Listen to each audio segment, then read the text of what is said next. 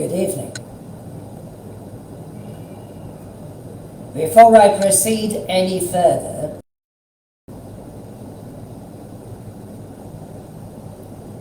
I crave leave to extend my warmest, sincere,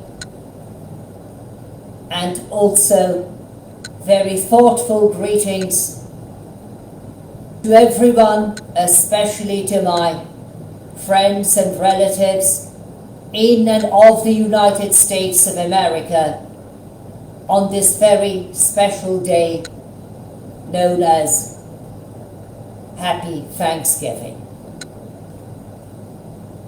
Yes, this day could be happier for many of us, but still some hope is there as a deal, thanks to all the efforts made by distinguished leaders of several countries, especially that of the United States of America, including Mr. President Joseph Biden, more popularly known as Joe Biden, and also their representatives and subordinates, including Mr. Antony Blinken, the Secretary of State.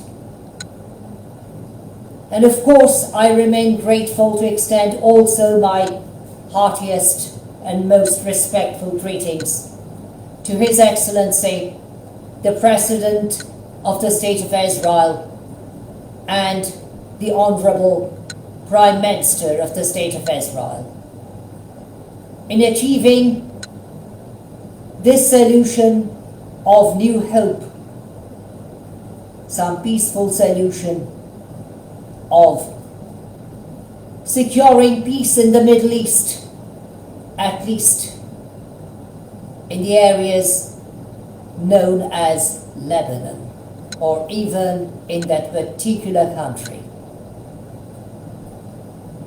This is a great day because for some past 30 hours or longer,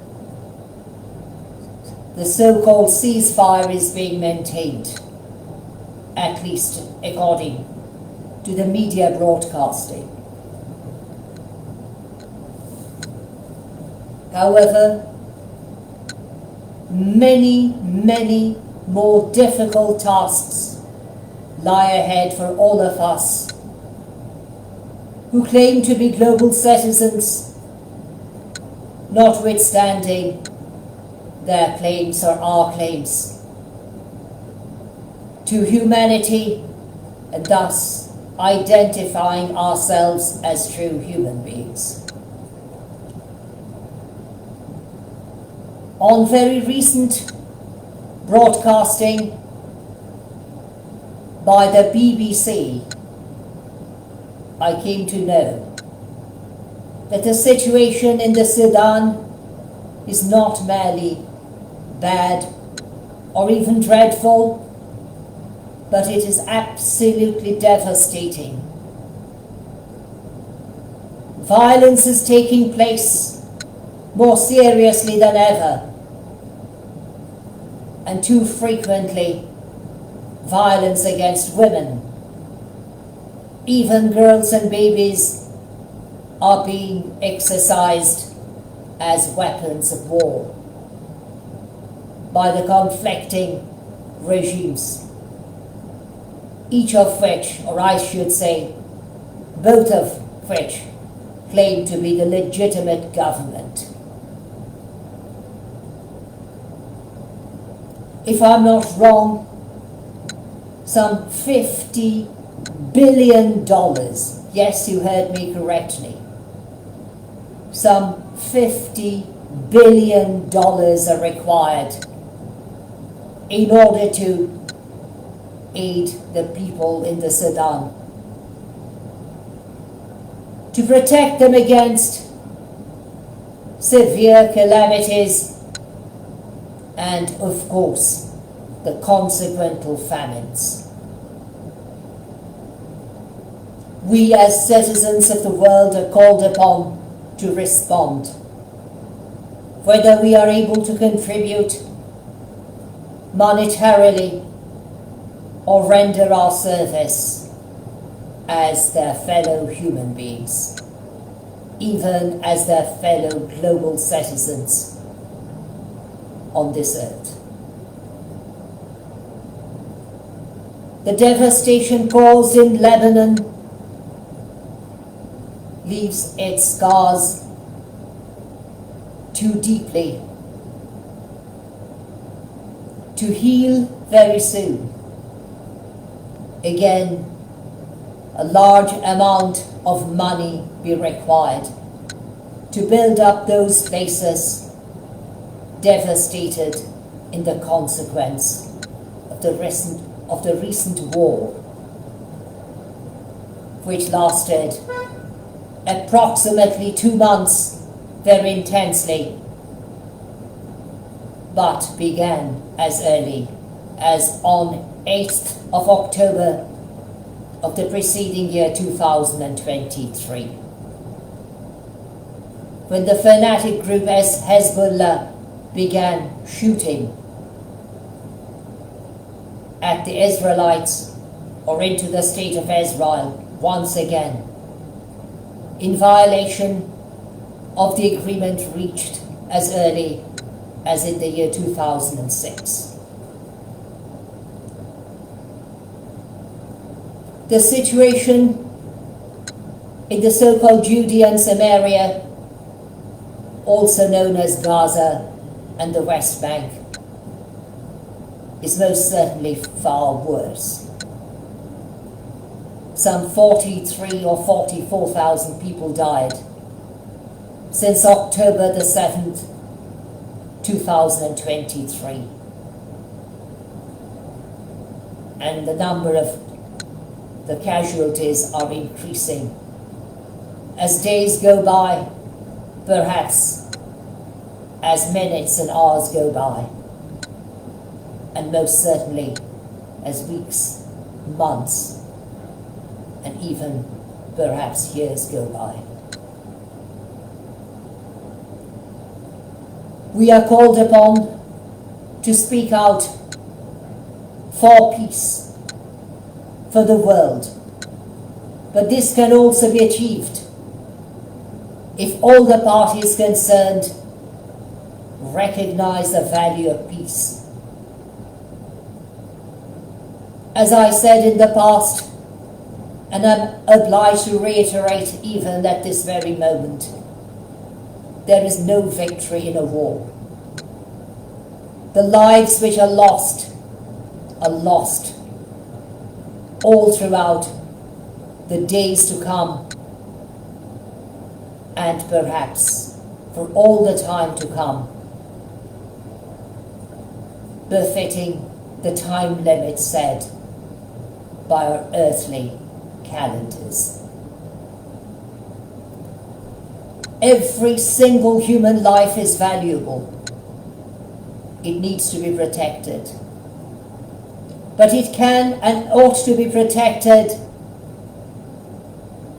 by the methods and most certainly by the instruments of natural justice and equity. The Charter of the United Nations Organization, precisely Article 51, entitles every single member state, and perhaps even those who are not official members of the United Nations, to defend themselves against all enemies. And the state of Israel is most certainly justified in their efforts, even in pursuit of peace for their own citizens, who were violated time and time again in the past, not merely verbally or emotionally, but also physically. People are dying every day, perhaps hour by hour. And those people who are dying cannot be replaced by all the treasures contained on this earth. I'm still recovering from an influenza which I contracted shortly after the Remembrance Sunday, perhaps being infected on Remembrance Sunday of this year, which was November the 10th. And from time to time I am constrained to cough or even very unpleasantly blow my nose, for which I render and tender my sincere apologies. Notwithstanding, I am endeavouring to speak up and speak out, hoping that my voice would be heard, or my voice is going to be heard, at least by some people who may be able to influence others, and they enchain others, in increasing the size of the chain and the circle, hoping that peace based upon natural justice and equity can be attained and achieved. Wars do not bring only deaths and sufferings for the people, but they bring also the grave dangers of the survivors to become human slaves. Last month, during the month of October, we remembered that particular day known as the International Anti-Slavery Day. But slavery is continuing, not merely since that particular day of this year, but during the course of all the years, precisely every single day, and perhaps again hour by hour. Not that long ago, countries like Syria, but most certainly also Turkey, were devastated by very serious earthquakes, killing some 50,000 people, while leaving too many young people, even babies and children, orphans. Speaking to some of my friends from Turkey, I came to know that many of such young people have disappeared without any trace. I fear too greatly that they and those who have not yet been tracked have fallen into the hands of the vicious human traffickers, and perhaps, or even probably, have been sold into human slavery. I am very grateful for the hope of peace in Lebanon,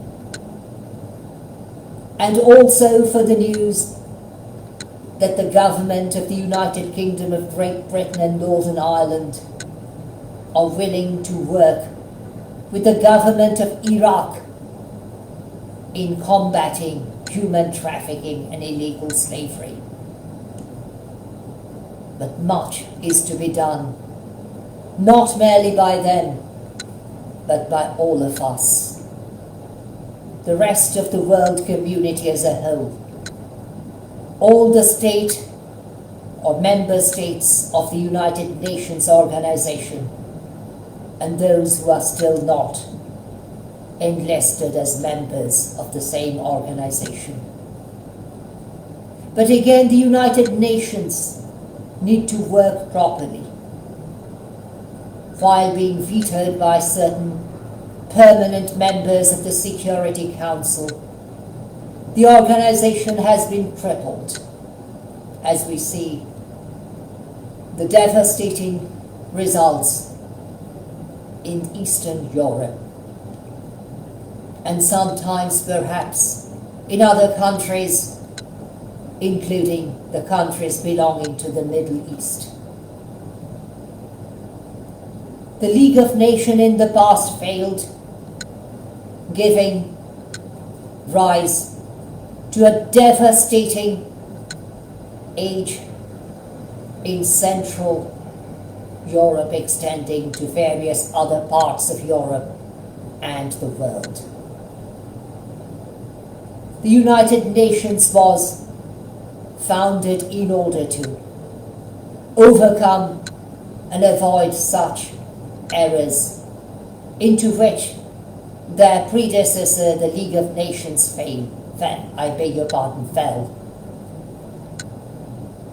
But with all due regrets, I sigh to admit that even the United Nations organization, the successor of the League of Nations, is falling into the same track. Under the given circumstances, we need to consider and reconsider whether another international organization has to be founded in order to overcome and circumvent the defects found in the United Nations organization. I'm grateful to belong to a country which belong to the organization known as Quadra Alliance, consisting of Australia, India, Japan, and the United States of America. But there are still too many countries which have not joined this particular alliance or organization. Unless they do so, we still remain in darkness, not knowing what may befall around us, caused by many vicious dictators still in power. We need to act, and act effectively, intensely, and relentlessly, until we achieve our goal of peace based upon natural justice and equity. I thank you in anticipation for your kind understanding and your benevolent and most humane response, while I bid you the protection of the same Almighty who created all of us, even the victims of war, natural calamities, and those belonging to the very poor group, sometimes overlooked by the world, known as human slaves. Thank you and good night from my country on this night crossing from the 28th into the 29th of November of the current Gregorian year 2024, precisely from Thursday into Friday. Thank you once again. God bless. And also a very blissful day of Thanksgiving to my friends and relatives in the United States of America and all the true friends of the United States.